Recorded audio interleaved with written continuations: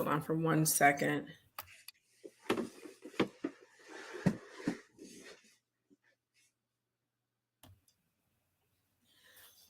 And we are live. We are live with Ntr Jabari. Okay, great. We just got the notice on Facebook that we're live. Wonderful. Sinette Cheryl, can you go to the Rakasta Shin chat and let them know we're live? Awesome. We are live. So excited for this. This is going to be very, very helpful for people who feel kind of lost in where to start. Come on in, people. See, Michael Myers. He says, I'm new to spirituality. Well, this is going to be very helpful. Anke Ma'at Fifi and Sinette Cortia. Anke Ma'at. We've got our initiative. Well, Michael, you have come to the Right Tuesday talk. Just hang tight, and I'm going to introduce our guest shortly, but this is definitely helpful to people who are new to spirituality. Anke Ma'at Shenka, welcome. Come on in. So today we have a very unfamiliar face. This guy right here, he grabbed me in the subway and said, I want people to know who I am. Have me on your show. I'm just kidding. I am totally and completely kidding. This is Ntr Ntpi Jabari Osaze, who is the high priest at the Shrine of Ma'at, and I'm incredibly partial because I am a priestess from the Shrine of Ma'at, and it is because of his wife, Anika, who was the high priestess and Jabari, that I am a priestess, and I'm forever and eternally grateful for that, and also for the Shrine of Ma'at, because it is my spiritual home and something that, in part, I had been looking for since I was 8 years old, and so I really appreciate this. One of the things that we have that is super awesome is that Jabari is a historian. He's a historian, and he has also been studying and learning the Kemetic ways and African spiritual ways since he was in high school. And that is incredible. Incredible. He went to Roman Catholic school from first grade. Was it preschool or first grade, Jabari? First grade? From kindergarten. From kindergarten, guys. Yeah, I went to kindergarten. I didn't go to preschool. So as soon as I went to school, I was in a Roman Catholic school. And Roman Catholic school, yeah, the whole all the way time. up to college. Yeah. Yeah, all the way through college, exactly. So we are lucky to have him here on, and he's an excellent instructor. He makes so much sense. He's very methodical, has the best slides on the East Coast, if I might add. So without further ado, I welcome our high priest, Ntr Ntpi Jabari Osaze. Now, today we are going to talk about the 4 golden eras of Kemet. And I said, Jabari, I said, listen, people sometimes feel overwhelmed with all of the thousands and thousands and thousands of years of the queens and the kings and everything we built and the wars and the rising and the falls and the Nile, which is the Hapi, and all the words that are Greek. And it is just a lot. I said, so if you could give a major outline, like a nice structural skeleton of Kemetic history, the history of Kemet, so that when you go back and watch this again, you will have your structure. It's like the structure to a house. And then you go in and you put in the kitchen and you put in the bathroom and the living room and your hardwood floors and all that good stuff. Okay, so tonight what we're doing, or what Jabari's going to be doing, is laying out the foundation, pouring that concrete on the ground, building the structure, the weight-bearing bones, and putting our floors up and the roof, so that when you take this, while you're watching this, and when you rewatch it, because a lot of people say they rewatch these, and I'm really glad that they do. This is a nice, incredible starting point for you to continue to read about Kemetic history, African history, so that you can fill in the house, you can fill in the structure, and it doesn't feel so overwhelming. One of the things I know, because I've experienced it myself, is where do you start? Mm-hmm. You want to learn about African history, and you have this whole entire continent with us being the first people on the planet, everything that we've done and everything that's happened to us. Where do you start? Well, tonight We are going to start in Kemet. Ntp Jabari, welcome. Oh, Dua so much for that introduction to the family. I'm always honored when I get to come before the Tuesday Talk family as well, because I know that you all are talking about important things, and it allows people to interact with each other as they learn and they meet folks who have been doing good work in our community for such a long time. So Dua.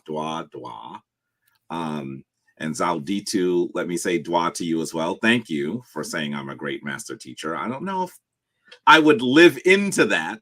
And one of the reasons why it's amazing to see that is because I was trained by some of the folks that would later be considered some of the most important teachers that we've had here in the West. I was trained by Dr. Yosef Ben Yakinen and Dr. Jean-Henry Clark, and definitely I say this name, Dr. James Turner, and I say that name and have to say to you, a lot of folks don't know Dr. James Turner, but he was actually the person that put more work into Jabari Osaze. And then, of course, on the spiritual side, there's, of course, Baba Heru Ankh Ra Samad Se Ptah, who is the founder and the chief priest of the Shrine of Ptah and the elder of the Shrine of Ma'ad. And so those four individuals and many others actually assisted me in rounding out who Jabari Osaze would become.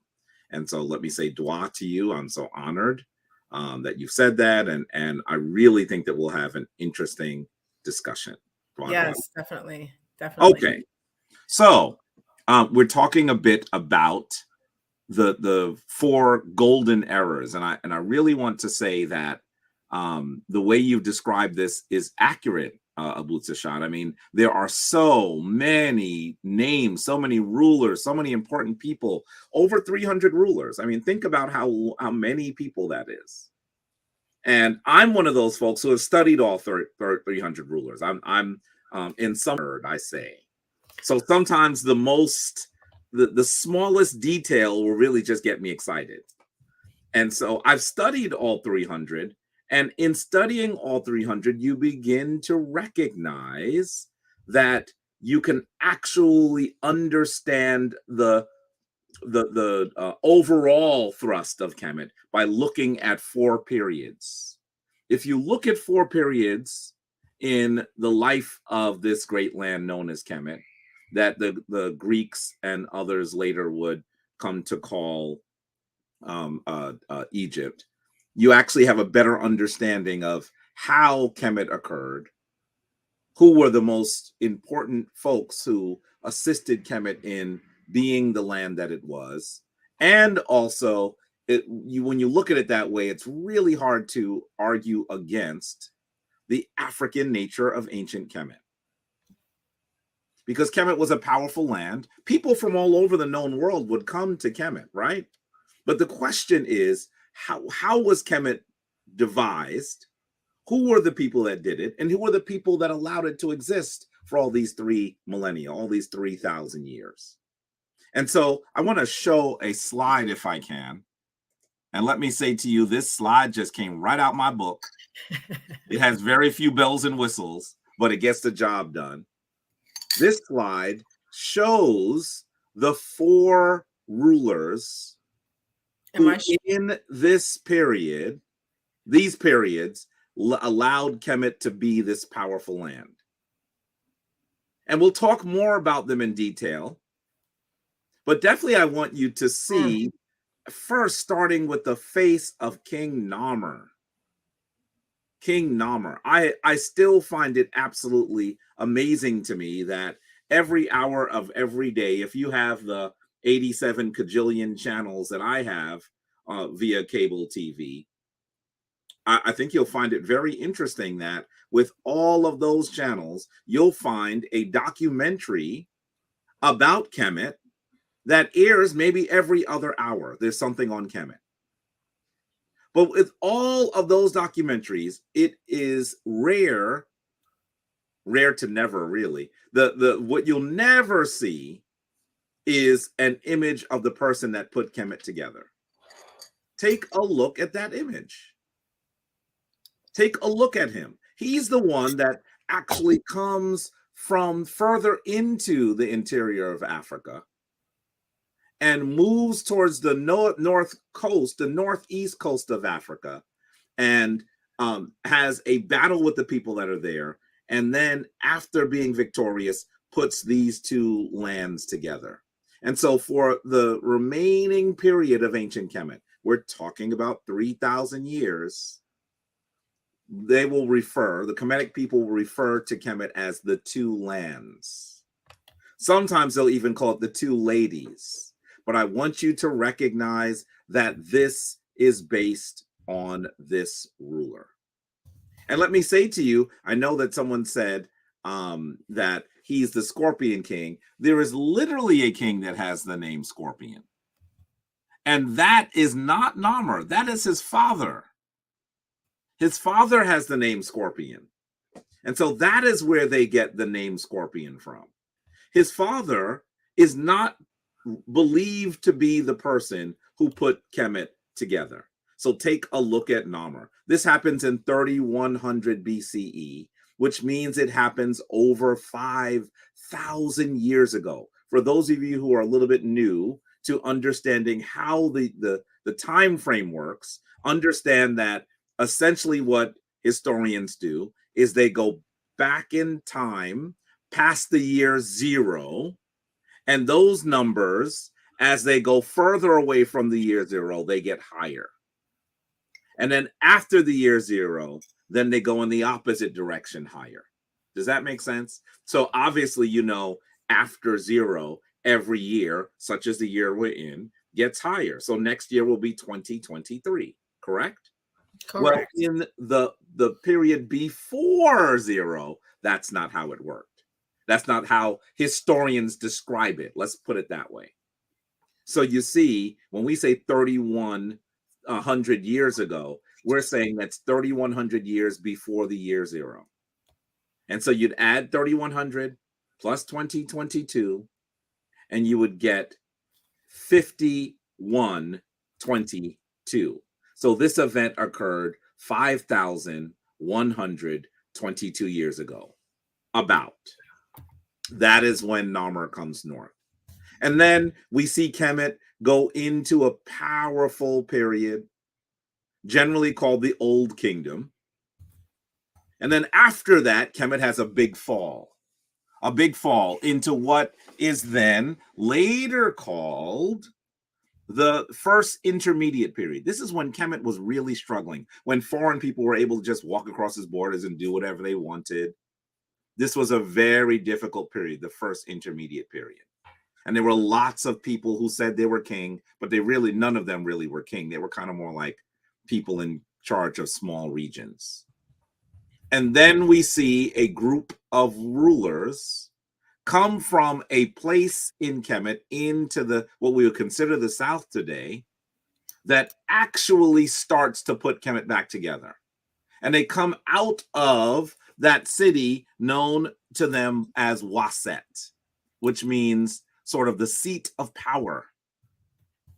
Waset.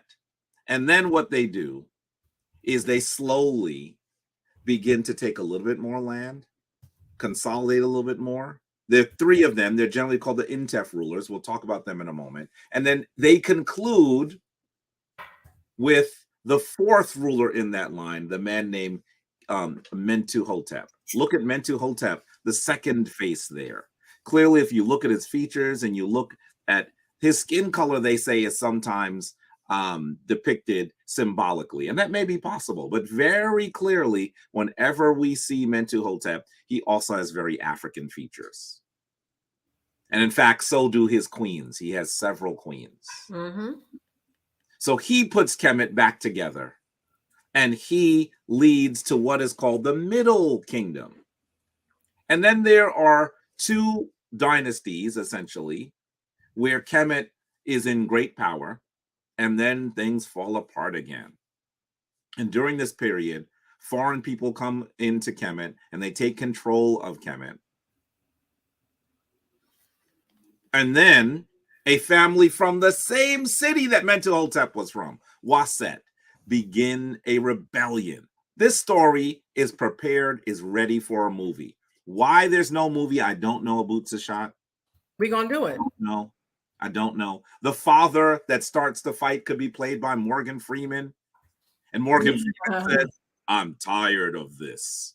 The only people that should be on the throne of Kemet are native Kemetic people, the Remech. And he leads rebellion and then gets killed very quickly. And then we slowly see these rulers come forward. His eldest son fights. He dies. He's killed in battle. And then the wife of the first king, probably led by, let's see, maybe Angela Bassett should play that role, right? I know, right? Gravitas, right? Viola Davis should play that role. Maybe someone with gravitas that you could see the pain because they killed her husband, they killed her elder son, and she has to raise her younger son while still leading the battle. Why can't I do it?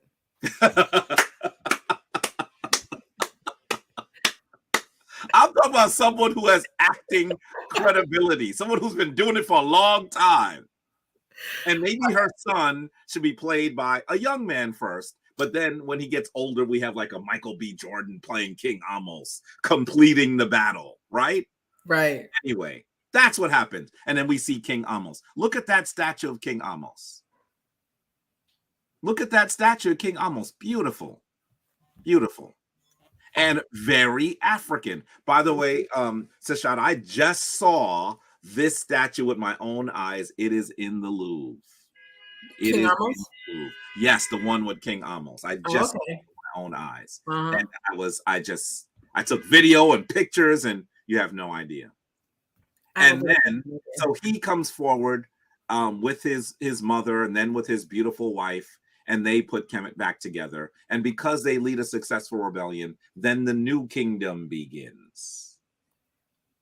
And that's when Kemet is an empire. That's where we see rulers like Tutankhamen, who they have shortened his name, and I don't know why, but this is the king that some people call King Tut come forward, and Hatshepsut is in the new kingdom, and Ramesses the Great is in the new kingdom, and Akhenaten is in the new kingdom. So all of these rulers that we know of are all in the new kingdom. This is when Kemet is at his power.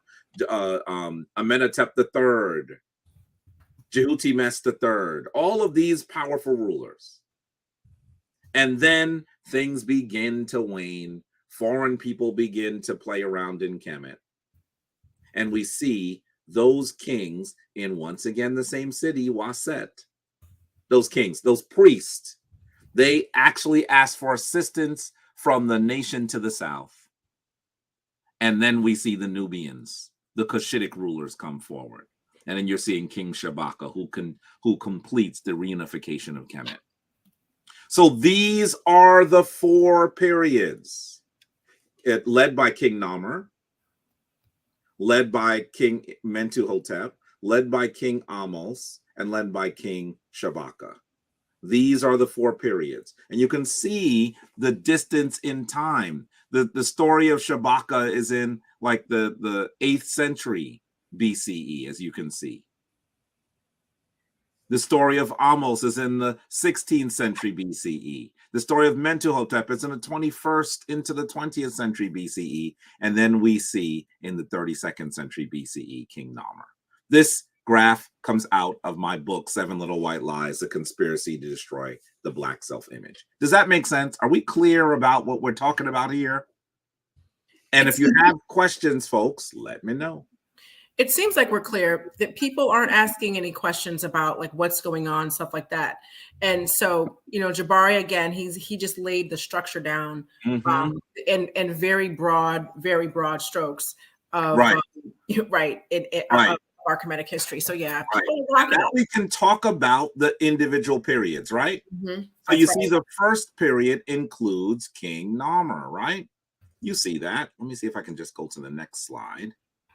Oh, that wasn't supposed to happen. Let me stop. Right, which page is this on in 7 Little White Lies? I think it's page 72. Okay. 72 or 74. It's on page 74. It's on page 74 of the book. So you'll actually see that same exact graph that you're looking at there in the book. and it will help you to understand how we recognize this powerful period where these great African rulers come to reign. So let's talk a little bit about Narmer. Can we do that? Let's talk a little bit about Narmer. Well, we're just giving you the big brushstrokes,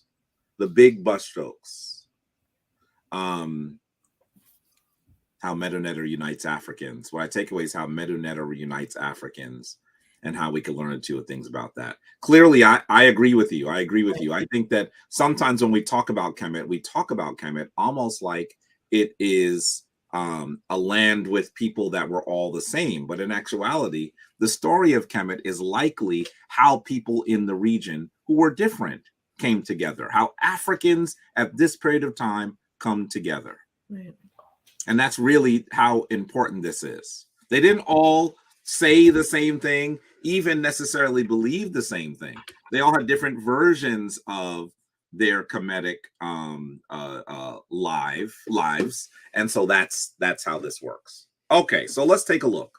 Look at this image. It is a close-up from that device called the Palette of Narmer.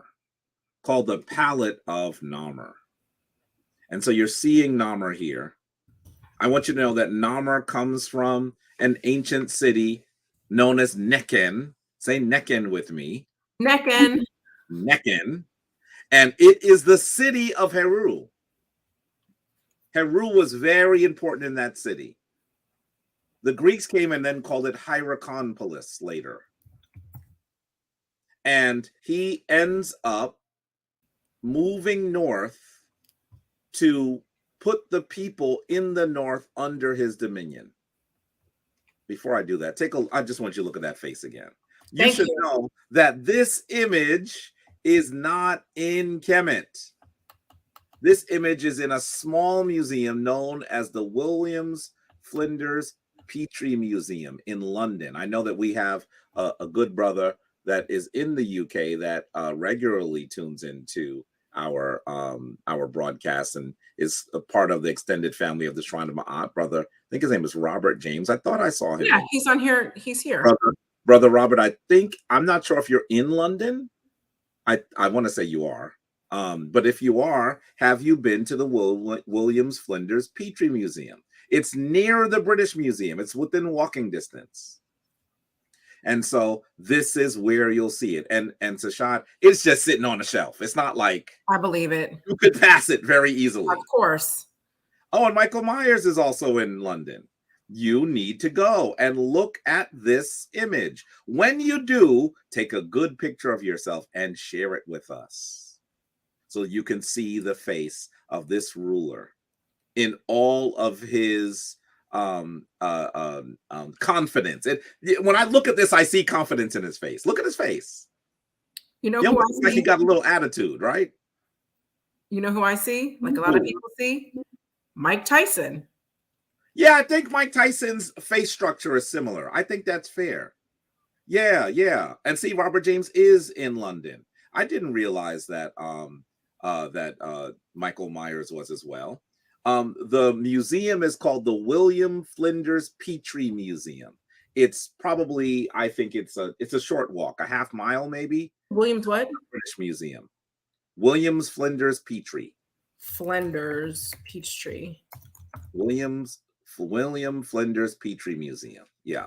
He was an important early, and I'm going to use this word advisedly, Egyptologist. And he has this museum that has all these small pieces, not really the large pieces that you'll see in the British Museum or in the Met or in the Louvre, but all these tiny pieces that are important. And so you should absolutely go. That's where you'll see the head of Narmer. So you should know that his father was the king that is sometimes called Scorpion, right? And there's some people who argue it's possible that Scorpion was the one that united Kemet. But because we actually see on this device, and this device is the Palette of Narmer, because we actually see, here's another image of it, him on one side. Look at the left side, you see him here actually taking power over the folks in the north. Because you see that clearly, it is clear that on the other side he's wearing the other crown. This is why we say definitively that he is actually the king of both lands. So on the front, we see him wearing the bulbous crown that's for the area of the south, right? Today we would call it the south. He would have considered it the north, but they call it the south. We call it the south today. And then he has battle with them. And we even know that, look, Heru is helping him. Can you see the falcon in front of his face? Yep. This is the concept that Heru is guiding him to have victory. It looks like this other group of people had 6,000 troops.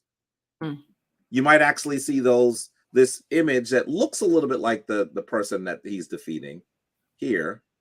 And you see these fronds coming out of his back.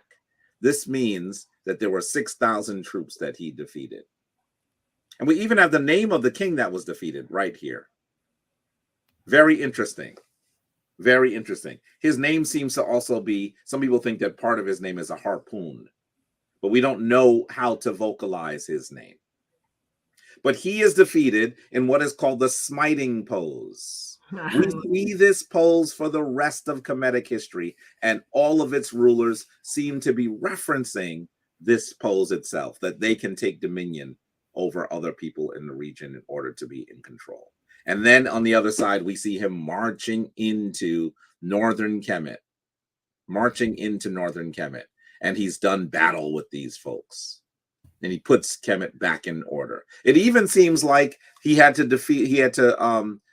do battle against a walled city. And that's what we see on the bottom here with this bull breaking into what looks like a walled city. They are telling us the story of Narmer in victory. Here's the line drawing. It's reversed though, as you can see. Here's the line drawing.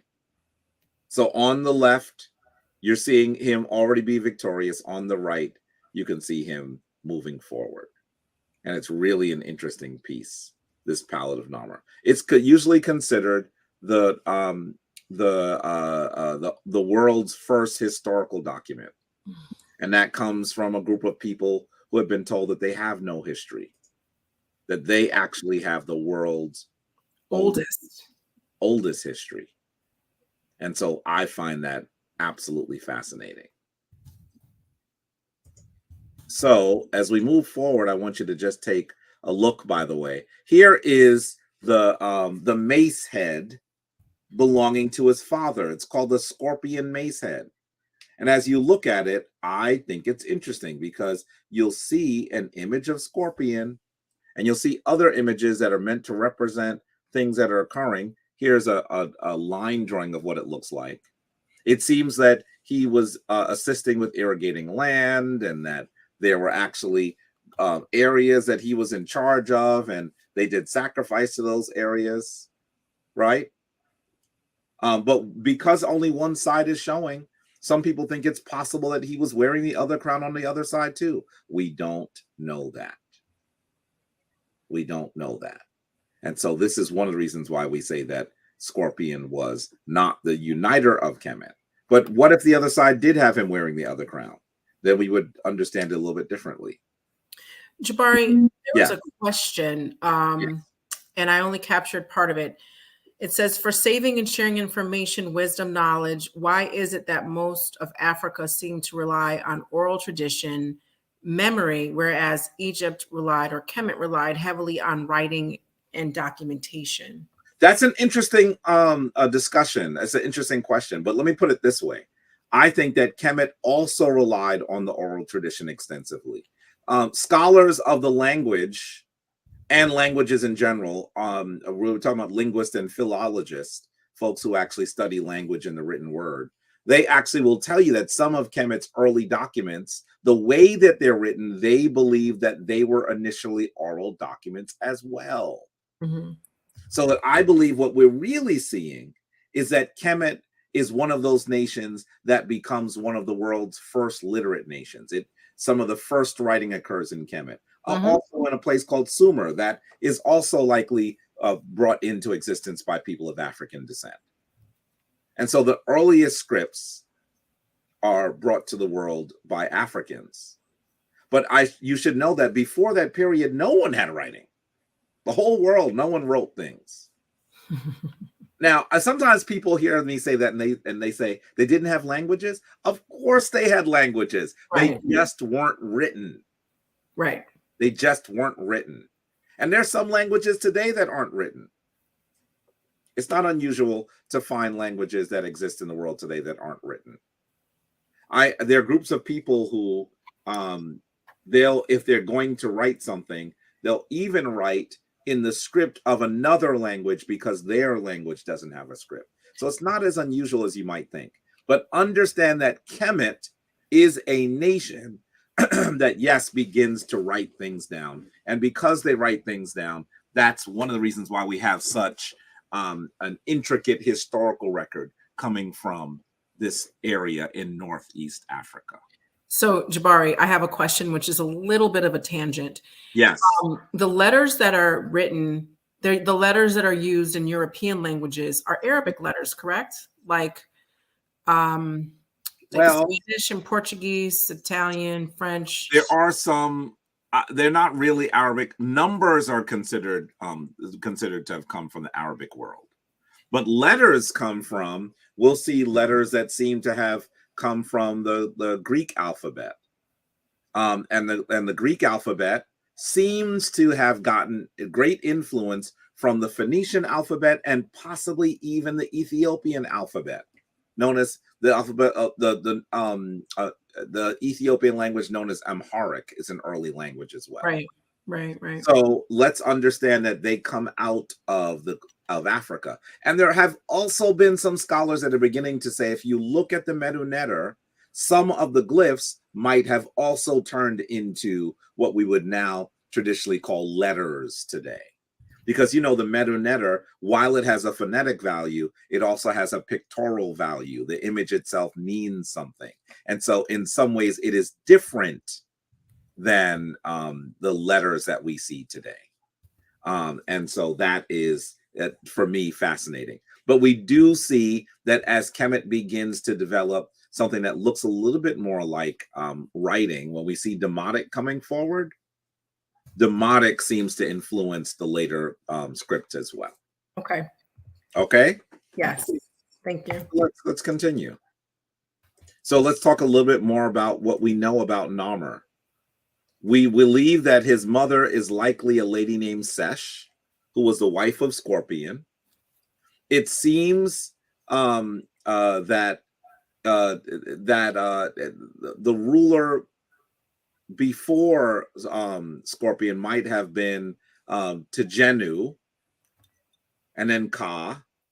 So there are lots of things that we know about what happens before, but keep in mind this is often considered a period right before writing is really, really popular. So the Palace of Namr has things that represent concepts, but not, and we could consider that some of it is writing as well, but we don't see a full range of the glyphs. That it's still in its infancy to some degree.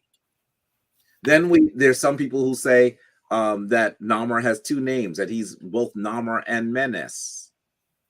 And then there are people who say, well, maybe they're different. This is very early in the recording of history. And being very early, that's what causes some of the confusion. I'm not going to go into this in extreme detail. Oh, and I should let you know that Namr's wife is a lady named Neat-Hotep. And Neat is a warrior, a protectress deity. So it's possible that he must have also played a role having that kind of name in the battles as well, which I find very interesting. And there's some we see artifacts for her. Awesome. As we move forward a little bit, and I'm not going to spend as much time on this, we see another ruler come forward in the third dynasty. So Narmer is sometimes considered to be dynasty 0. Why they consider him dynasty 0 and not dynasty 1, we could talk about forever. And I don't know if I necessarily agree with it, but most historians consider him dynasty 0. And then after that, those rulers coming shortly after in dynasty 1. By the time we get to dynasty 3, we see another important ruler, a ruler known as Djoser Ntr. Say Djoser. Djoser Ntr. Ntr.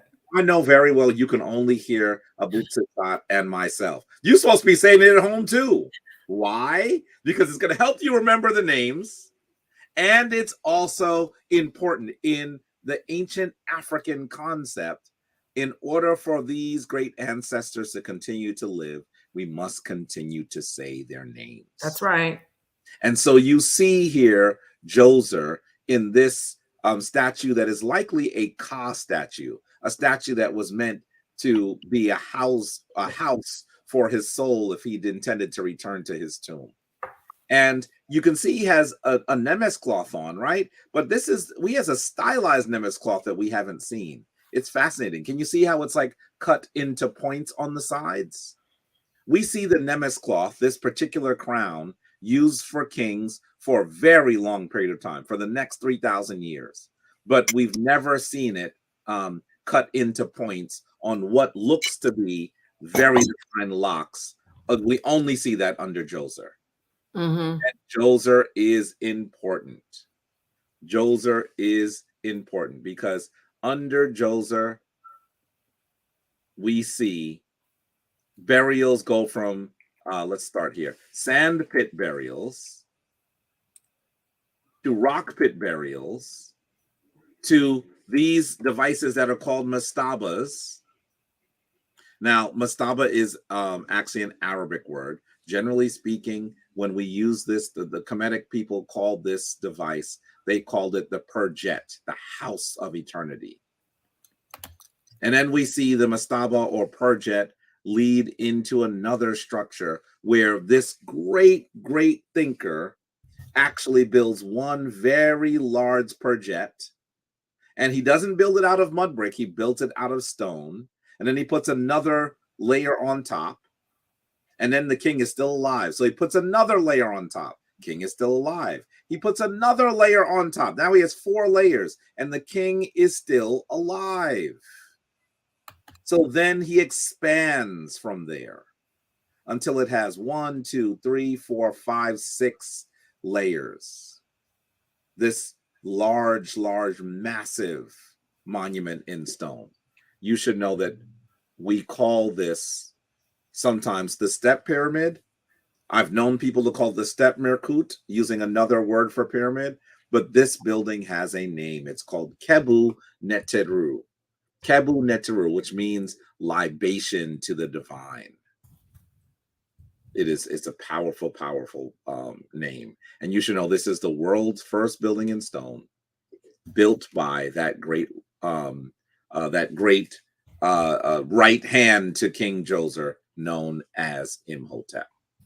So Jabari, yes, there are a lot of questions.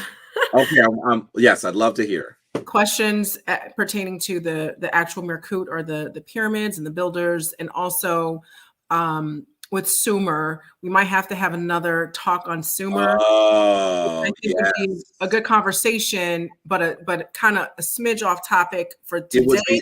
It would be off topic, but I'll just say this really quickly so you know what I'm talking about. Sumer is a contemporary of early Kemet. It's another great nation outside of Africa, by the way.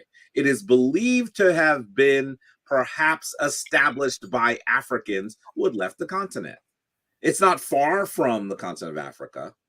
In fact, Sumer is that area in the area that later becomes Assyria, that later becomes, some people call it Babylon, all of that. But you should know that it is originally called Sumer. So when you hear about the Sumerians, those are the people from Sumer. And they have an early civilization that is also influential. It does not last at long at all in comparison to Kemet. But in the early period where Kemet is getting itself going, Sumer is in some ways a sibling that's further north to ancient Kemet. I'm gonna have him back on, you guys. So because They have a lot more questions, huh? people have a lot of questions just in general about Sumer. Yes. Yes, Because yes. you know they're like, well, Sumer was here. We find this older and this and that. I think a nice comprehensive conversation about Sumer would do us all some good. There's some people who say Sumer is older than Kemet. Right. I disagree. You even, if you heard me on Sonetta the other day, I always make this comment. What people often do is they look at proto-Sumer. They look at Sumer before it's a strong nation, and they date that period, and then they look at Kemet as it's in its dynastic phase. And that's not a way to actually judge which nation is older. That's almost like me saying that who is older? Let me give two people, myself or my twin brother. Let's say I have a twin brother. And instead of counting our years, we start when my brother is born and he's a baby, and then they start counting me when I go to school for the first time. That's when I kind of begin to develop my identity, right? When I'm going to school and meeting other people. It would seem that I'm younger because you're starting me when I actually am a young person being schooled, and starting him when he's an infant. But you have to count us both at the same time. You got to look at two infants to see how old something is. And that is not what they do when they look at Kemet. Does that make sense? I hope that makes sense. It does. Make if you're going to look at proto-Kemet, I always use this phrase. You have to look at Nabta Playa. Nabta Playa is one of the earliest sediments in the area that we would know as Kemet. And it is so old that it's older than Sumer. It's older than Sumer. So you have to look at proto-Kemet and proto-Sumer to see which nation, which region is considered older. Okay. We're going to have him back. Yes. He don't know yet. He's coming back. And you should know that there are people that will disagree with me. That is, I think that if you look at the time frames, there's no way to disagree. There's even a book. I have the book, actually. It's called History Begins at Sumer. I have the book. I'm looking at it on myself. The book has seen me look at books in this room. There are thousands of books in this room. You only see this small smidgen, but there are thousands. This whole wall in front of me is completely covered with books. When people walk into this room, they go, wow. That's what they say when they look up. So she's used to seeing me reach above and pull a book down. Know that we have to know a lot more about this period. Yeah. Yes, definitely. Okay. So I want you to know I'm not tossing it to the side, the Sumer questions, but we're going to stay on topic with the four pillars for this. We're talking about Kemet today. We're talking about Kemet today. Also, one of the questions was, since Kemet had different types of Africans, the language was what galvanized people. I can have, you know what? Let me look at the specific question. Hold on. That's a slightly off topic too, and I can go grab some linguists who have the history who can answer that question as well. Oh, was writing incorporated to galvanize Africans, or was it to include people from farther northwest? I think that there are probably several things that galvanized Kemet into a nation, right? They had agreements around how they would live along this river known as the Hapi, that later people called the Nile. By the way, Nile, I believe, comes from the word Nil, or nothing, so I don't like to use it. So that's part of what happened. You have to work in tandem in order to have a great nation. If you don't work in tandem and everybody has to be a small farmer to feed themselves, it's really hard to have a nation that becomes a high-tech nation. Right. One of the reasons why we see writing is because of collaboration. I want you to understand why I'm saying this. In order to develop a script, in order to develop scribes, in order to develop people who are learned enough that they are considered your writers, your people who are of high education, you can't have them spending all their time in the field trying to grow food for their family. So as these Africans were able to work together, then they were able to get to a point when we actually see that there are some people who could spend all their time on writing, on studying, and others could spend all their time on becoming the highest skilled possible artist. So that's why we see incredible art, amazing statues in Kemet. In order to develop the expertise to do that, to work in this stone, to actually be able to work so diligently in metals, you have to have people who don't have to spend all of their time in the fields. Right. So the collaboration is what allows Kemet to be such this amazing place. We don't think that that Imhotep, who was the designer of the world's first building of stone that I just showed you, he wasn't spending all his time in the fields. If he did, he never would have become the Imhotep that we know. Right? So it's the collaboration that creates the greatness. Oh, that's a good one. That's exactly what it is. It's because these Africans said, hey, wait a minute, we can work together and do more rather than work on our own or work in competition and do less. And I'm going to tell you something that is mind-boggling that I think very few scholars have analyzed. Kemet is in a desert.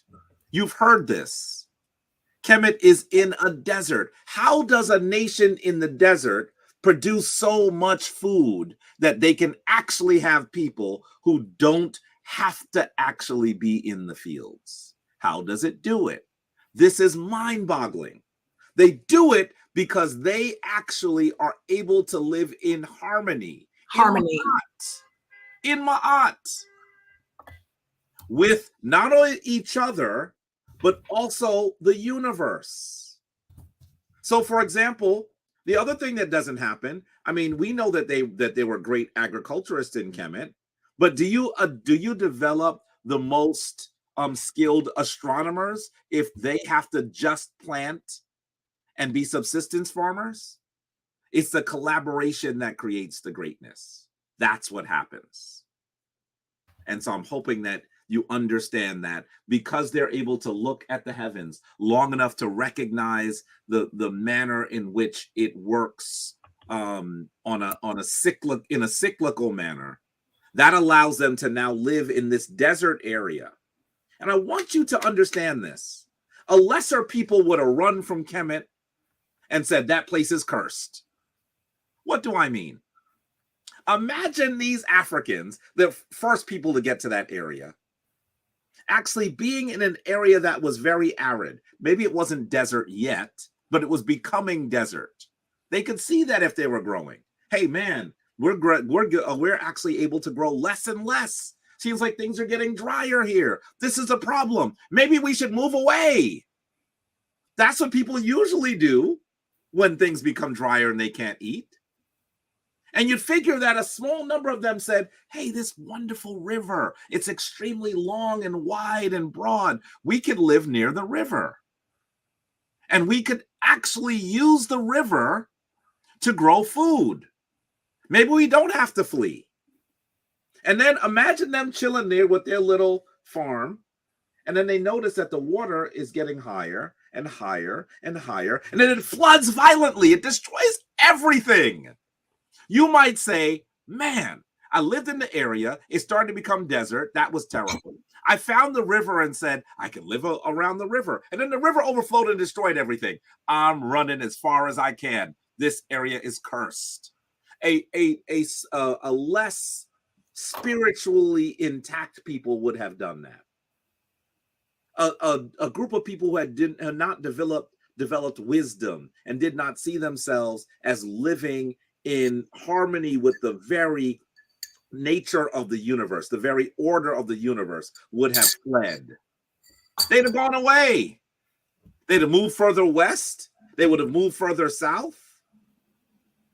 But instead, because they had been looking at the stars, they recognized that a sun of a different solar system, you do that all of those stars we see are suns.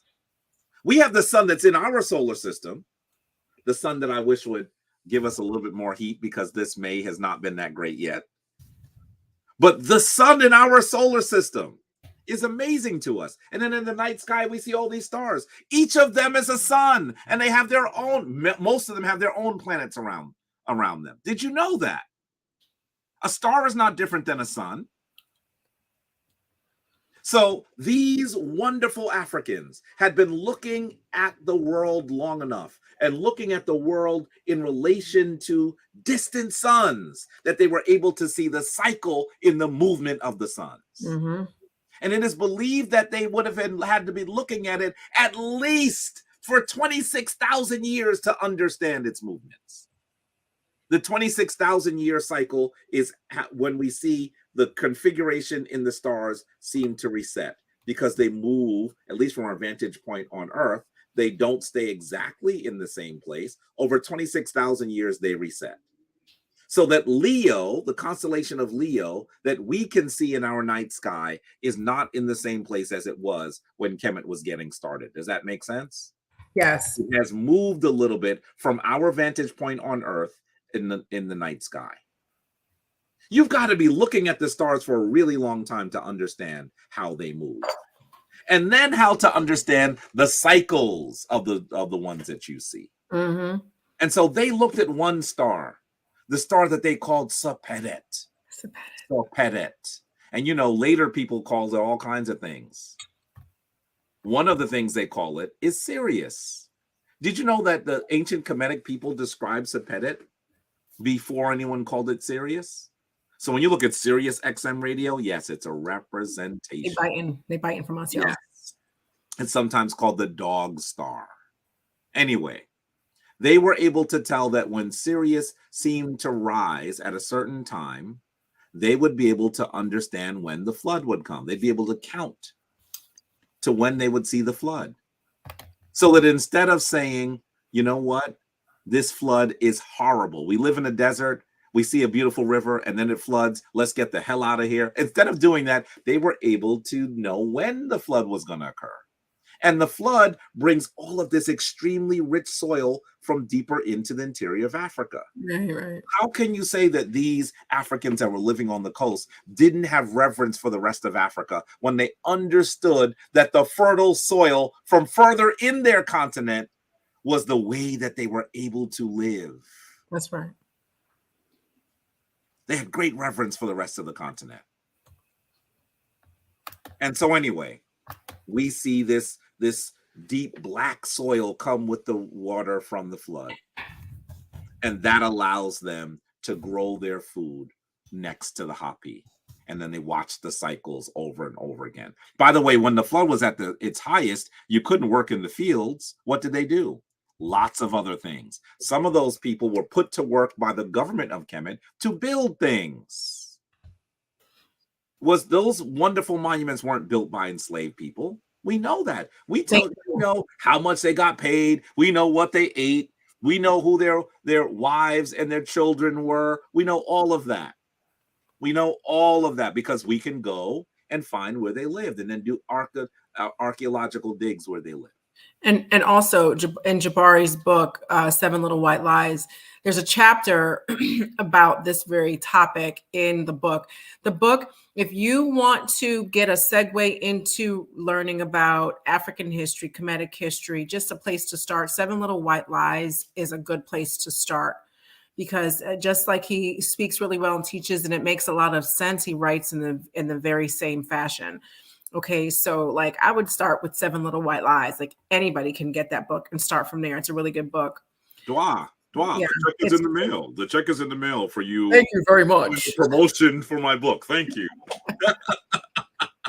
So where were we before we? Yes, it is on Amazon. Sinet Ryle. It is on Amazon. However, if you buy it from my website, I think my website is down right now. If you buy it from my Sinet Ryle, you're already part of this rhyme. Right. I was about to text you. Yeah, we talk. The reason why I'm suggesting that you might get it for me directly is because I can sign it then instead of Right. That's what I was getting ready to say. Jabari can autograph it for you. and we'll talk offhand because there's an exchange that should occur with Sanette Rael and I. We'll talk off outside. So anyway, Right. you should know that as you understand how this movement occurs on the continent and how these great Africans understand their world, then you're able to really see how Africa becomes the parent of the rest of civilization. This is an important concept. So I'm going to go a little bit more quickly here, Abu Tashat, and I'm not going to give this its proper time. But this is really supposed to be a primer. So we talked about Kebu Neteru being built by being designed and built by Imhotep for Djoser, right?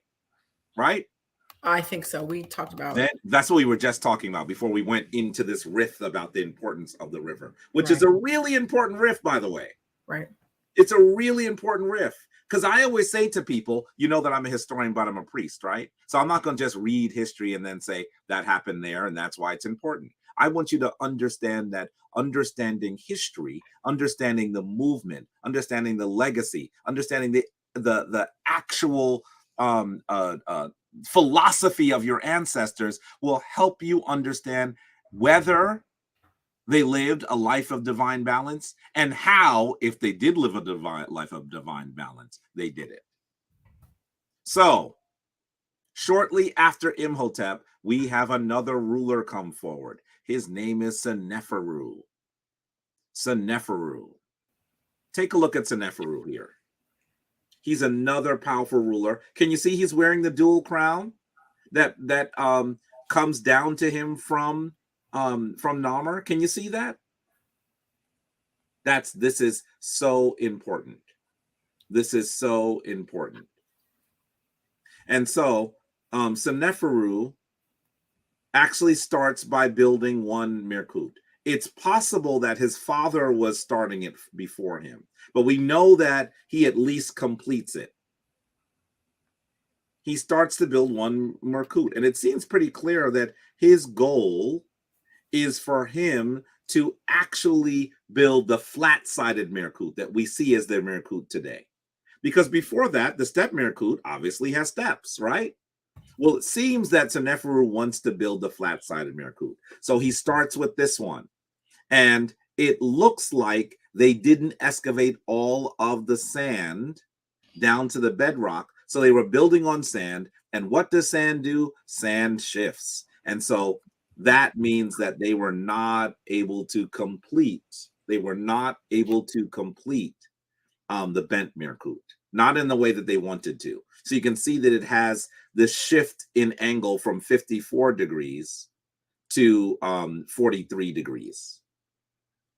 So this one was not the building that he wanted it to be. It's hard for me to say it's a failure, but yeah, it didn't work the way it was. You can consider it a failure. It was the first attempt, you know. It starts falling apart. Yeah. So then he tries again. He tries again. Then he actually excavates all of the sand underneath this one. But you can see that the way that he builds the Mirkut, can you see that they have like these taller walls and he was just putting bricks next to it? That doesn't work either. This doesn't work. He doesn't tie the outside of the Mirkut properly into the inside of the Mirkut. This is called the Maidum Mirkut. And we know that this is, as massive, as amazing as it is also a failure. He tries more. And then after that, he is able to excavate all of the sand. He's actually able to build it in a manner that he can build all of the outer limestone casing properly into the infrastructure of the Mirkut. And this is where we see the world's first true flat-sided Mirkut. And this is called the red Mirkut. This is amazing. This is amazing. He has two massive failures before he gets here. They call it the red Merkut because at sunset, in the sun that is actually setting, it looks red. And it is amazing. So what should you take away from this? I always say to people, how many broken Merkutu are in your life? How many times have you decided that you wanted to do something big and you fell short? That you decided that you were going to do something amazing and you weren't able to do it? Maybe you didn't have the resources. Maybe you didn't have the connections. Maybe you didn't have the knowledge.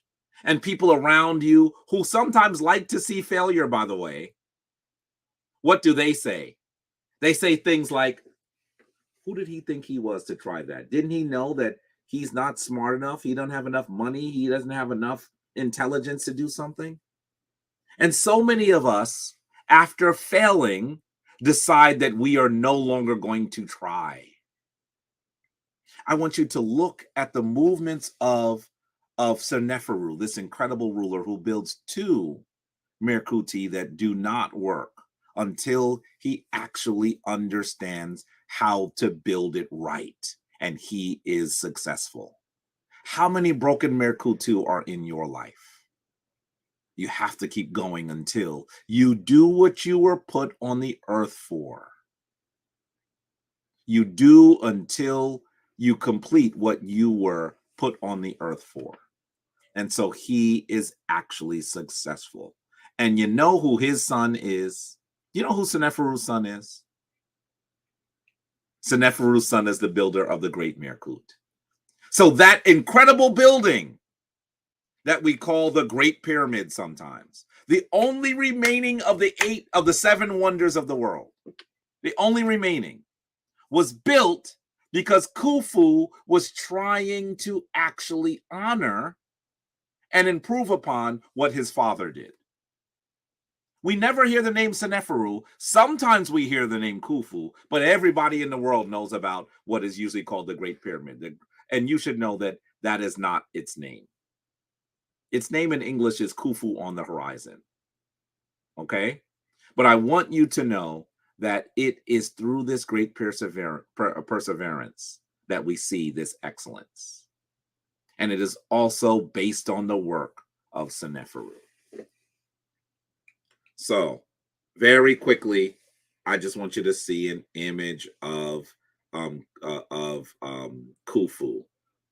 Amazing. Look at the image of Khufu.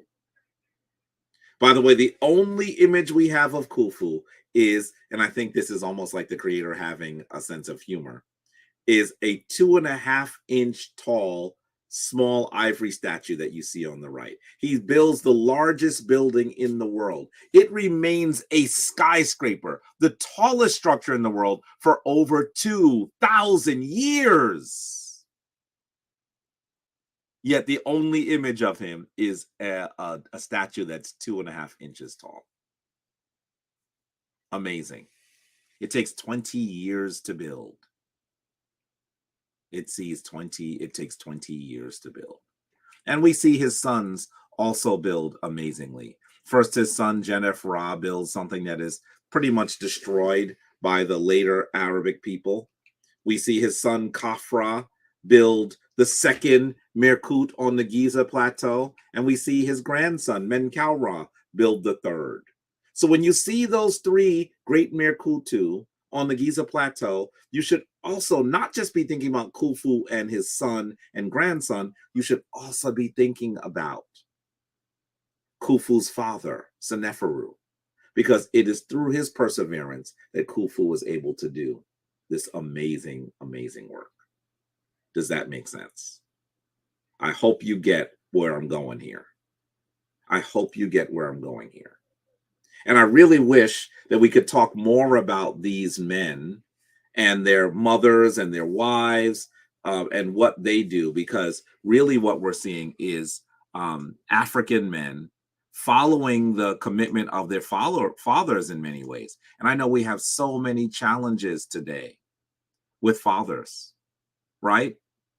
I know so many Black men who are in pain because they are missing their fathers. Their fathers weren't the influential part of their life that they needed to be.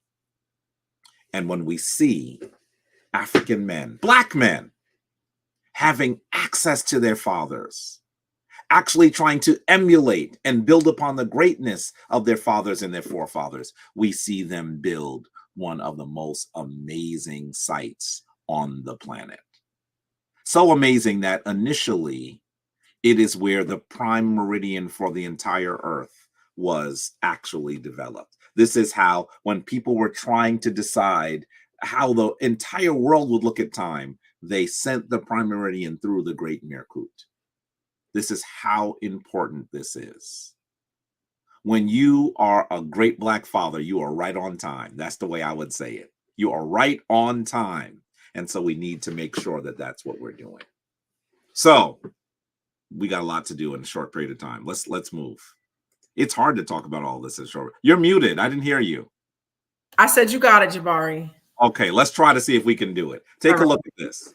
Can you see at the end of the Old Kingdom, we actually see a king come forward at the age of 6. His mother rules for him because he's too young, and he rules for 94 years. He's the longest ruler in human history, a man named Pepi II. And you see him here sitting on the lap of his mother, Ankh Nesmerire. Please say Pepi II. Pepi II. And Ankh Nesmerire. Ankh Nesmerire. These are the names of these great Africans. Some people believe that because he rules for so long, that the folks around him actually become more powerful, and it leads to some internal strife. It might be one of the reasons why Kemet has a fall, you should know. And as it has a fall, this is also one of the reasons why we actually, I'm not going to go into any of those images. We do not have time. But you should understand that this is why we then see the first intermediate period where Kemet actually has a great fall. From here, we begin to see rulers from the 11th dynasty begin to put things in order. They actually live in the area called Waset, that later the Greeks would call Thebes, and that later the Arabs would call Luxor. So when you hear me say Waset, understand I'm referring to that area that today is called Luxor. But our African ancestors called that Waset, which means something like the seat of dominion. And so it is a powerful city that is in Upper Kemet. It's further into the interior of Africa. It's still a very beautiful city, by the way. Yes, Ankh Nesmerire is a beautiful name. I agree. For a powerful queen. And so Kemet falls apart. There are lots of people who are in disagreement. They have people who are in control of small areas, not in control of the whole land. And slowly we see 3 kings begin to put things back into order. The first one is known as Ntr Ntpi. And it seems like he has as his plan to put Kemet back together, because his name means the maker of peace in the 2 lands. The maker of peace in the 2 lands. So his plan was to actually slowly put things together. And so he's the Intef, the first Intef. And then his son is known as Intef Wa'ank, or forceful life. And he takes a little bit more land. And then finally, there's a king named Intef Naktef Nefer. Intef Nakteb Nefer. And he is the 3rd Intef king. His name means the strong and beautiful champion. And so he continues to do the work. We have Intef 1, Intef 2, and then finally Intef 3. And then the son of Intef 3 is the powerful ruler known as Mentuhotep. I think I have to give me a sec here. Let me stop. Let me try to get to the point where we can talk specifically just about him. Because you may remember that Mentuhotep is the ruler that I would call the ruler who puts Kemet back into order. Okay, let's see if I can show you this. Here we go.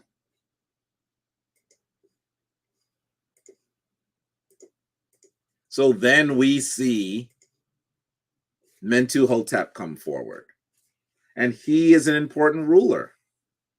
He completes the work, and we know he goes to battle. We know he goes to battle because his name Mentu is a warrior deity. So if his name is Mentuhotep or Mentu is pleased, that means that he was also fighting. That's what that means. And he actually takes 3 different names. And so there is some confusion about him, but he continues to fight. He continues to fight in order to have Kemet become a land again. He seems to fight against people in Canaan and the Nubians too. He's pushing back because all of the people on the periphery were now in control of sections of Kemet. He continues to fight. He also continues to fight against people that they consider Asiatics who had come into the north. And this is a really important ruler who was always depicted with the blackest possible skin. Look at that. And the widest nose and the thickest lips. This is the statue in the Cairo Museum that everyone who looks at, they've already gotten into their head that there's a narrative that the Kemetic people were not of African descent. So when they see his statue, they look confused. I always think that it's hilarious how they look at it, but the reality is that we see that this is a powerful African. And even when we look at his image, his statue in the Metropolitan Museum, this is the one here in New York. Jabari. Yes. You know who that looks like? Who? Asari Imhotep. You think so? A little bit. Just like if you look at it quick and you walk by, you don't think so? I always think that he looks like Yaphet Kotto, the actor Yaphet Kotto. Oh, okay. All right. Who I think passed away a while ago. We don't have a whole lot of time. Okay. Yes, we don't. We don't. So look, so you see this powerful king who comes forward and puts Kemet back together. And I'm not going to even talk about these. I don't have time to. But you should know, if you go to the Metropolitan Museum, you're going to see these beautiful models with all these brown people. And they come from the chancellor, the official that works very closely with Mentuhotep, named Meket Ray. And he has all these wonderful models that were found, including these. These also come from that area. These wonderful Nubian soldiers that seem to be working with Mentuhotep. We also know about the wives of Mentuhotep. You should know that they are always, people always say to people, wow, they look like they're always depicted with dark skin. Yes, I think that they are likely dark-skinned women. That's what we're talking about. Powerful. And then we see the 12th dynasty continue. We even see Senusret the third come forward and do some important things. We even see Amenemhat the third, who always is depicted with these large locks. It seems like this brother wore very thick locks. And his daughter seems to have been one of the ladies that ruled Kemet on her own, a queen named Sobek Nefru. Shortly after her time, there's a lot of turmoil that occurs, and we go back into an intermediate period. Kemet has its second great fall. And during this time, actually before this time, we see Kemet actually allow foreign people to come in. Take a look at this. This is a depiction, a drawing of an actual image from a tomb, where we see people who are known as the Hyksos come into Kemet. They're coming in because they had a famine in their land. and the Kemetic people allow them to come in. In a few short generations, they are in control, and they are trying to be quite crude to the Kemetic people, you should know. And so we later see them ruling, particularly from the northern area of Kemet. They take control of Kemet for 200 years, and then we see a group of people come forward to lead a rebellion.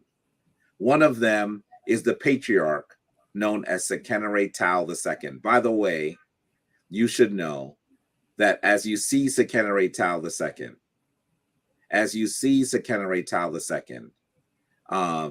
he is the one that decides that he is going to try to hold Kemet, to take Kemet back for its native people. And so he starts to wage the rebellion.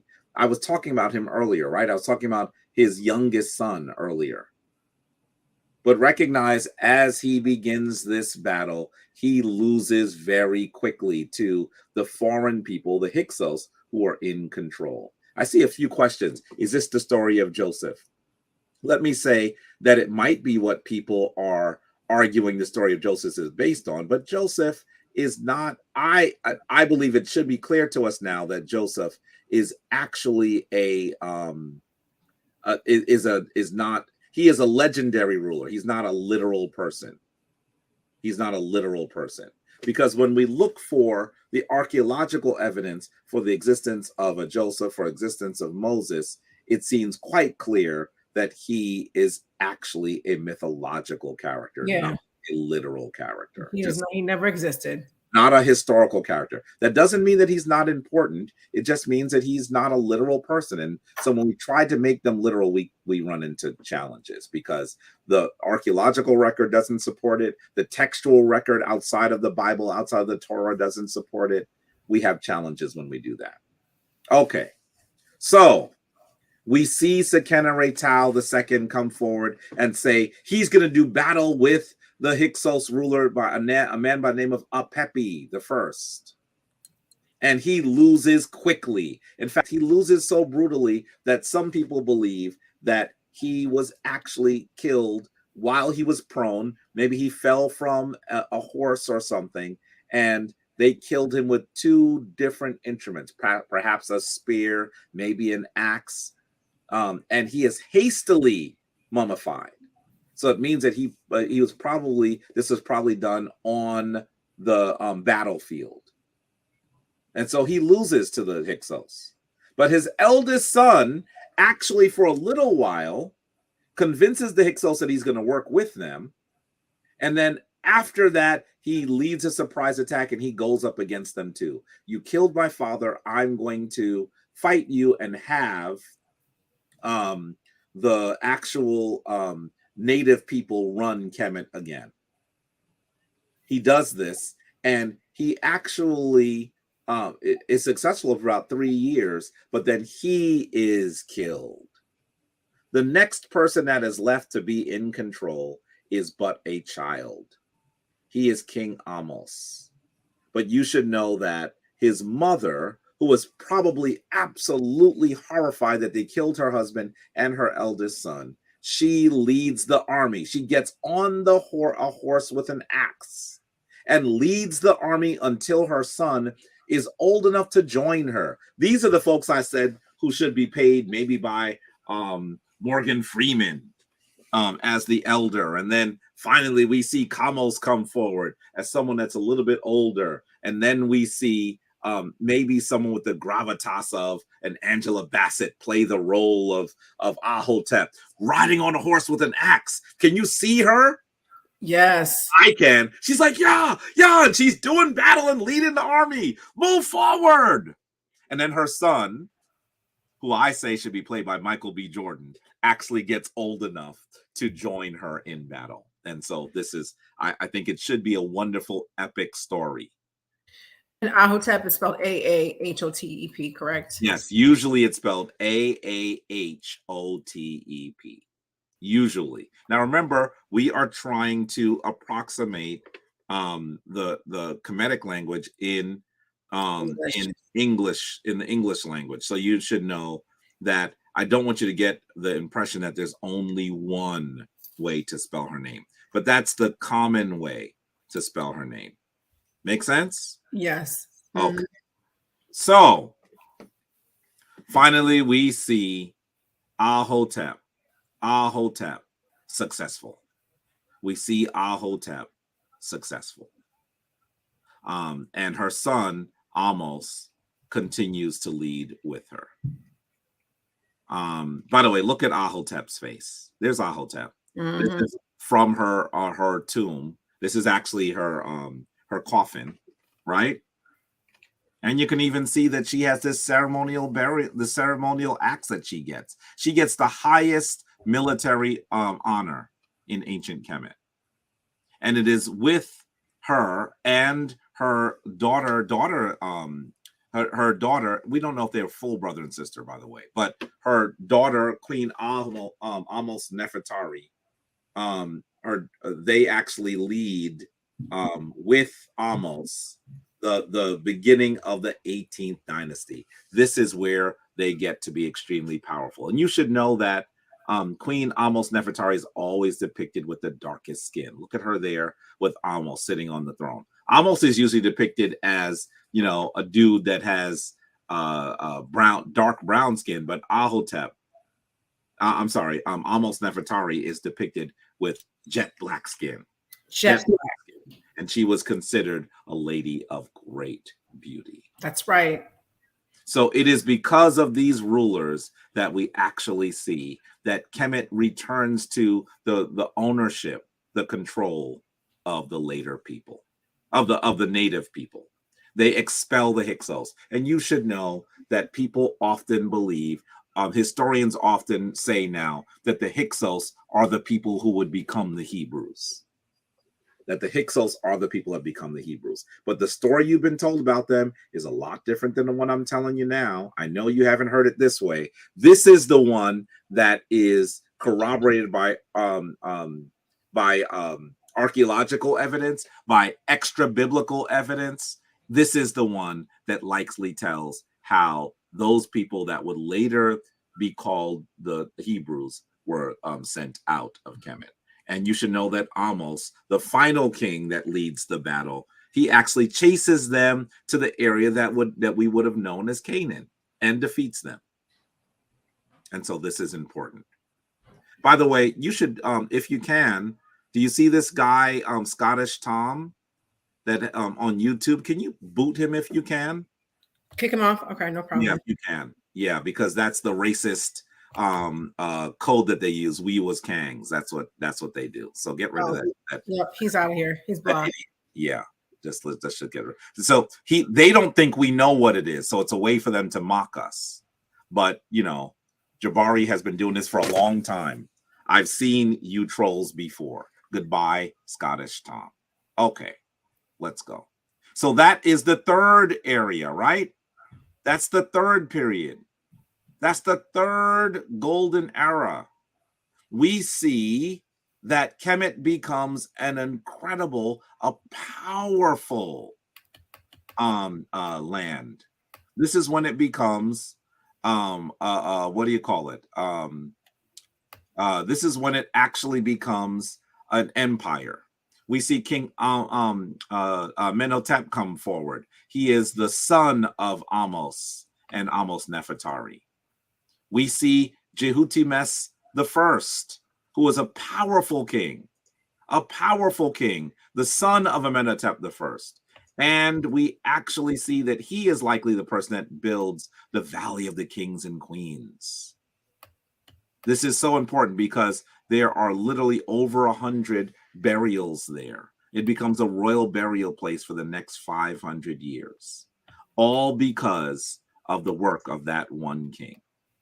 His daughter is the queen Hatshepsut. She will later become a lady that rules in her own right.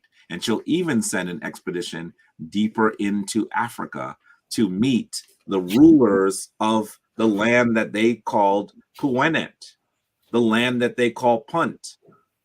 The queen was a lady named Queen Eti. She was a large lady, as you can see. They depict her being a large lady with a large derriere. And we also see her husband, a man by name of Parehu. And that to me is fascinating. These are folks that live deeper into the interior of Africa. And they had great reverence for them. So a lot of things go on here, folks. You should just know that the Kemetic people continue to move and thrive. Let's see, why is this not moving? Hatshepsut even builds this wonderful tomb, mortuary temple, I should say, on the other side of where the Valley of the Kings and Queens are. And so this is an amazing thing. Kemet continues. Kemet continues to strive. I'm going to actually move forward to the final period. And eventually what happens is, after this wonderful period, we do see another time when the other people in the land are actually becoming more powerful. And they get to the point where things begin to wane again. And as things begin to wane, after King Tutankhamen, after Ramses the Great, after all of these powerful rulers that live during the New Kingdom, we actually see that we get all the way towards the period where Kemet has another great fall, where foreign people begin to come into the land. And they've actually been there for a long period of time. They might have been there for over 100 years, but they get onto the throne and they have lots of disagreements amongst each other. They even say that they are going to take away the power of the temple of Amun. And they ask for assistance from the people to the south. And that is when we see these wonderful rulers,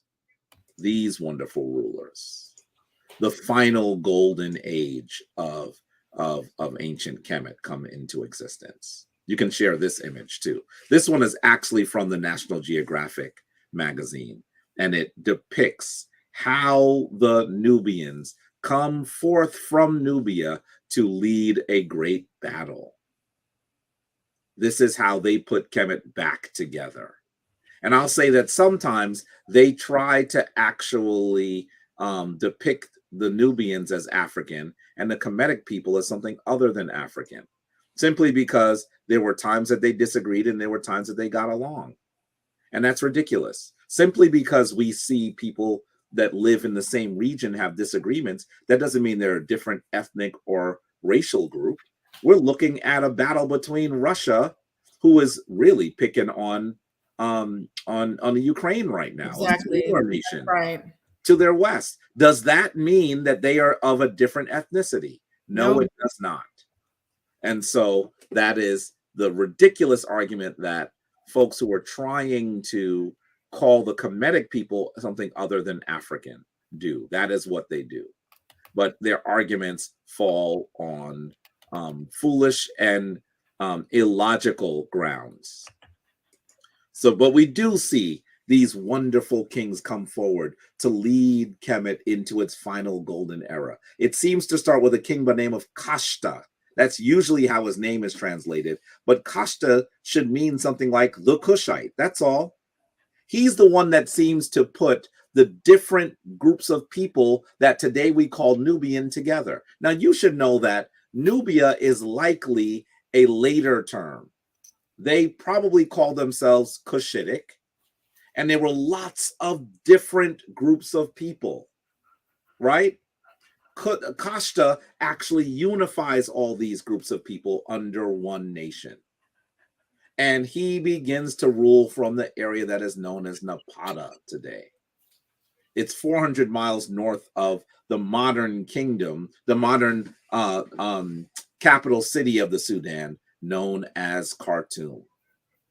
And slowly we begin to see that they begin to have more influence in Kemet as they try to put it together. Before they go into Kemet with an army, Kashta sends his daughter Amanirdis to actually be one of the highest ranking people in the Temple of Amun. So we can see that there is not just battle that occurs, there's collaboration. There's collaboration. And so then we see Kashta's son, Pa, who historians used to call Pianki, decide that they are going to slowly move in with an army to try to put Kemet back together. And here's the statue of Amanirdis. Her title is sometimes called in English God's Wife of Amun. I don't like the term God, but that's, if you're going to do work on her, research on her, that's what you're going to have to look at up. She is a powerful, powerful lady. And in fact, most of them then are buried in Merkutu in Kush, mostly at El Kuru, which is where Kashta is buried, and in other places, also the place known as Merowe. These are places that they actually are. So Pa comes forward with his army. He has, in the 20th year of his reign, he comes forward with his army, and they stop to purify themselves in the Temple of Amun in Waset before they go forward to put things in Kemet back together. He actually leaves before it's really complete. There's one guy that says that he agrees that Kemet is back together and under the control of Pa. Pa goes back to Nubia, back to Kush, and then that same guy says, "No, I don't agree. I'm still in control myself." And it is the brother of Pa that comes into control, a man named Shabaka. And Shabaka comes forward and finalizes the complete reunification of Kemet. Look at the image of Shabaka on the right. He continues to battle with the Assyrians and possibly even the Persians, but eventually he cannot hold back the power of Assyria.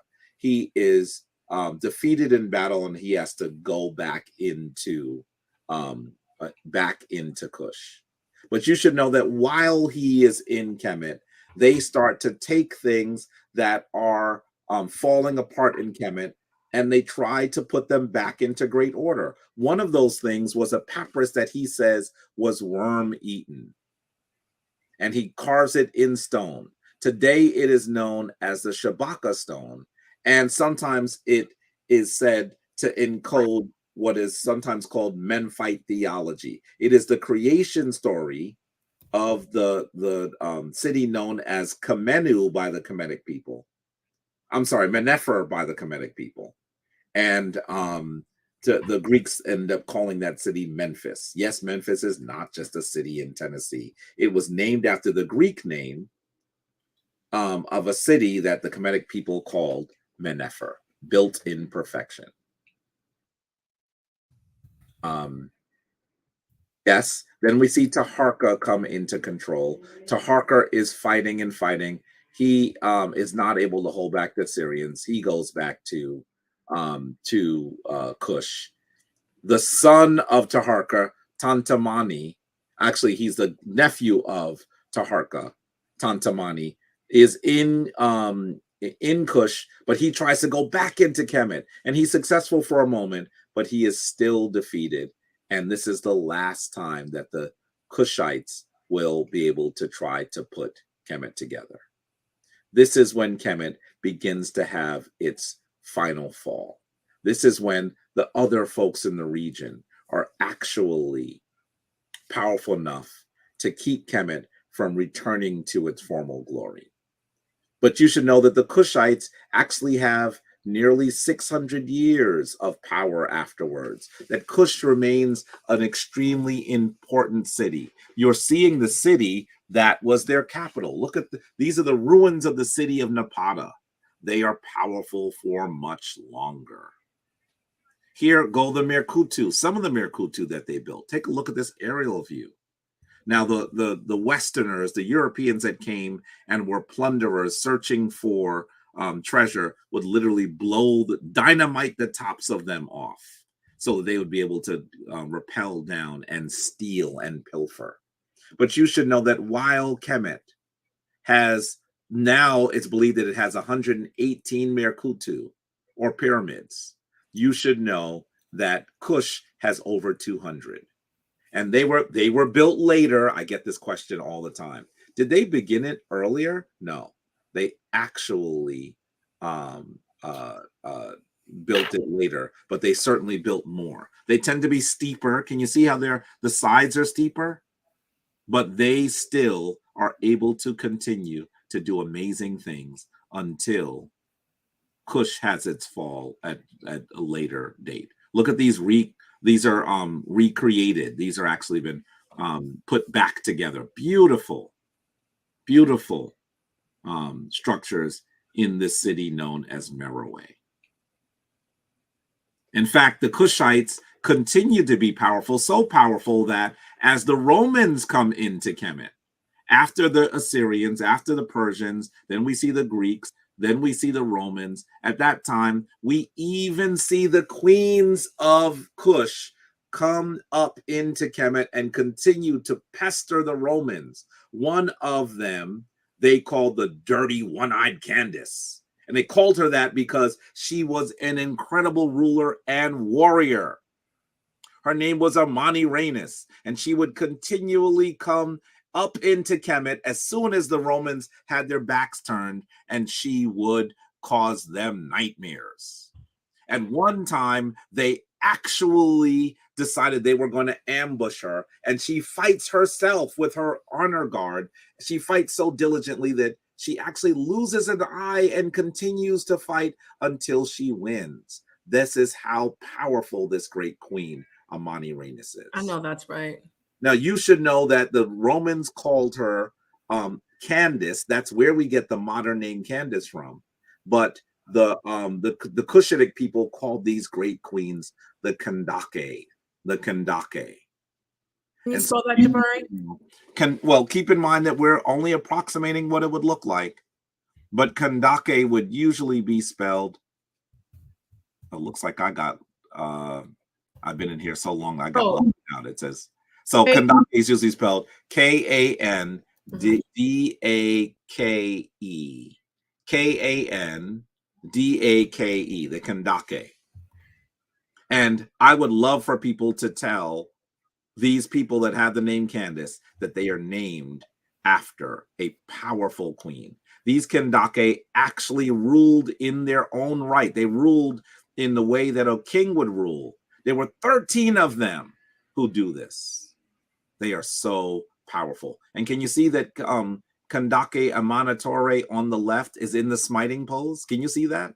Yes. That's the same pose that we see, a version of the pose that we see Nara literally 3,000 years earlier. This is powerful. This is powerful. So I want you to understand, family, that while we've gone through these 4 important periods, Kemet lives on in Kush for quite some time. That we actually should recognize that as we look at the narrative of how our African ancestors put together this great nation, we have to remember that if we're trying to understand what they did and how they did it, and how Africa was the basis of this great nation, we should look at it in its 4 golden eras. The era that was put into existence by King Namr, put into existence by King Mentuhotep, put into existence by King Amos, and put into existence by King Shabaka. Now, I want you to understand this is shorthand. I would love to tell you, obviously, about Neithotep. We did talk about her, the Queen of Namr.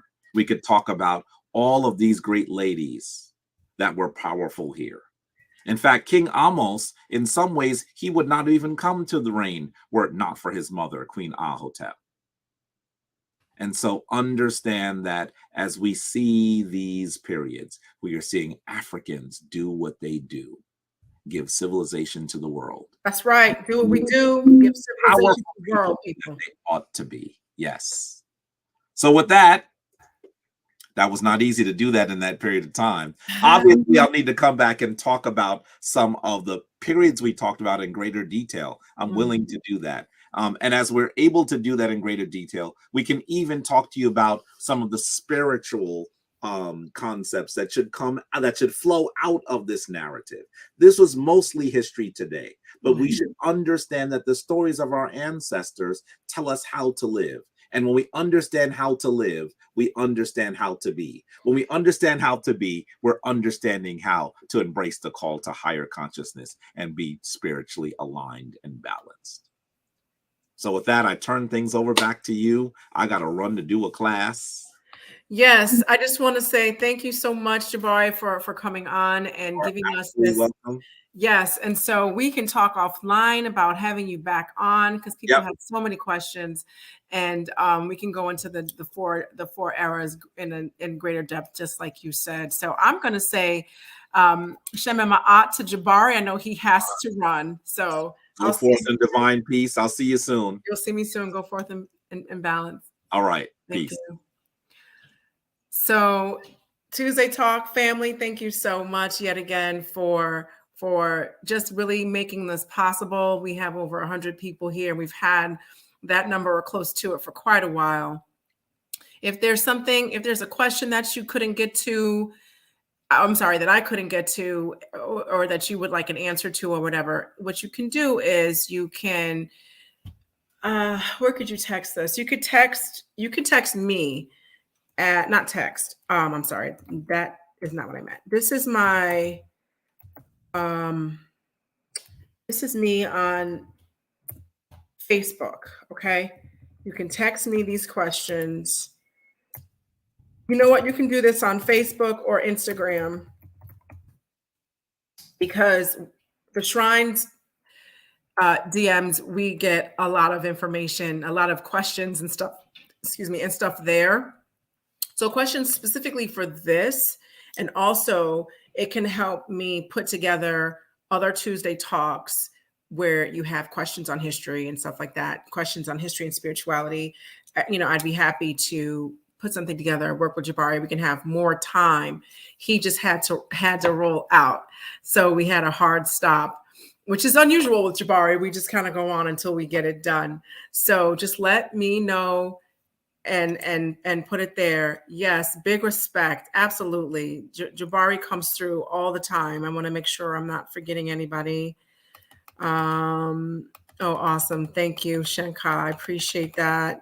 Yes.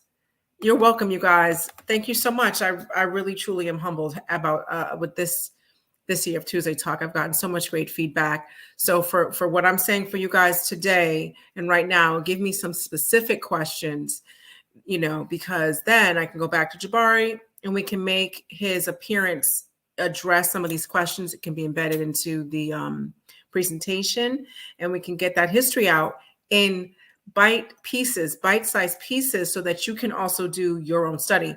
This does not replace your own study. My suggestion is you get a notebook.